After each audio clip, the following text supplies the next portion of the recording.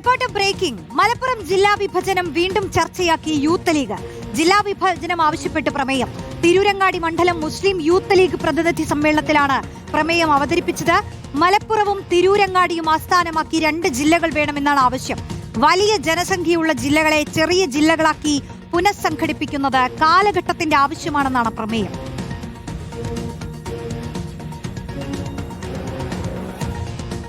സമയബന്ധിതമായി നടപ്പാക്കുന്നതിലും ഗൗരവമായ തടസ്സങ്ങൾ നേരിടുന്നുണ്ട്. വിവിധ മേഖലയിൽ ഭരണ സൗകര്യങ്ങളുടെ കുറവ് ഏറെ അനുഭവപ്പെടുന്നു. ജില്ലാ ആസ്ഥാനമായ മലപ്പുറം നഗരത്തിലേക്ക് ദൂരം കൂടിയതിനാൽ സാധാരണ ജനങ്ങൾക്ക് വിവിധ സർക്കാർ ഓഫീസുകളിൽ എത്തിച്ചേരുന്നതിന് വലിയ സമയം, ചെലവ്, ബുദ്ധിമുട്ട് എന്നിവ നേരിടേണ്ടി വരുന്നു.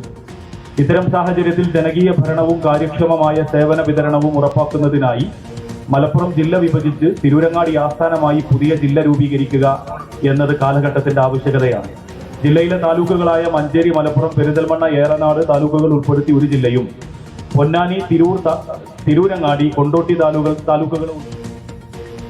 സോണൽ ചേരുന്നു വിശദാംശങ്ങളുമായി. സോണൽ 2 ജില്ലയാക്കണമെന്ന ആവശ്യം യൂത്ത് ലീഗ് ശക്തമായി ഇപ്പോൾ ഉന്നയിക്കുന്നു.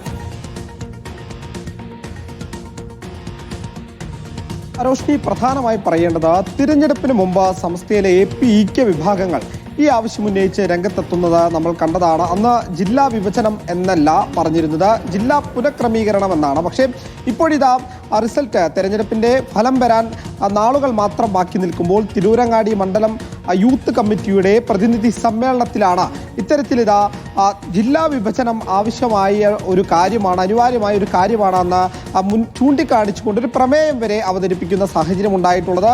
ആദ്യഘട്ടത്തിലൊക്കെ പറഞ്ഞിരുന്നത് മലപ്പുറം, തിരൂർ എന്നിങ്ങനെ 2 ജില്ലകൾ വേണമെന്നാണ്. പക്ഷേ അതിൽ നിന്ന് മാറി ഇപ്പോൾ മലപ്പുറം, തിരൂരങ്ങാടി കേന്ദ്രീകരിച്ചുകൊണ്ട് 2 ജില്ലകൾ വേണം എന്നാണ് പറയുന്നത്. അതിൽ പ്രധാനമായി പറയുന്നത് ഏറനാട്, പെരിന്തൽമണ്ണ, നിലമ്പൂർ താലൂക്കുകൾ ഉൾക്കൊള്ളിച്ച മലപ്പുറം കേന്ദ്രമാക്കിക്കൊണ്ട് ഒരു ജില്ല, മറ്റൊന്ന് പറയുന്നത് തിരൂർ, പൊന്നാനി, തിരൂരങ്ങാടി, കൊണ്ടോട്ടി താലൂക്കുകൾ സമന്വയിപ്പിച്ച് തിരൂരങ്ങാടി കേന്ദ്രീകരിച്ച് മറ്റൊരു ജില്ല എന്നുള്ളൊരു ആവശ്യം, അത് പ്രധാനമായി ഇപ്പോൾ യൂത്ത് ലീഗ് ഉന്നയിക്കുന്ന ഒരു കാര്യത്തിലേക്ക് സാഹചര്യങ്ങൾ ചെന്നെത്തുന്നു എന്നുള്ളതാണ് ഏറ്റവും പ്രധാനമായി നമുക്ക് പറയേണ്ടത്. അവർ സൂചിപ്പിക്കുന്ന പ്രധാനപ്പെട്ട കാര്യം ജനങ്ങൾക്ക് സേവനം ലഭിക്കാത്ത സാഹചര്യം. ഏകദേശം 50 ലക്ഷത്തോളം അടുത്ത് മലപ്പുറം ജില്ലയിൽ ജനസംഖ്യയുണ്ട്.